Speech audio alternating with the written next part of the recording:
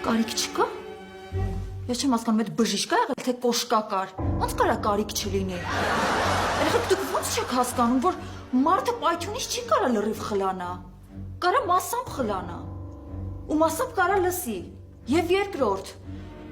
իր ականջներից հիմա պետքա արյուն հոսեր ու գլուխ ուժեղ ցավար։ Ու երրորդ, ինքը հիմա պետքա լիներ վերակենդանացման բաժանմունքում։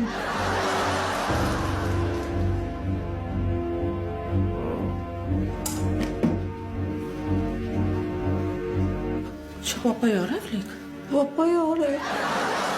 Դե երեխեք, լավ հանգստացեք։ Իրոք 2 ժամը խոսում ենք, հետը ոչ մի բան չի լսում։ Մուշեղ լսում է։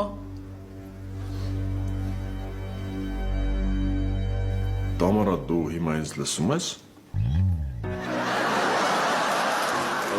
Չէ։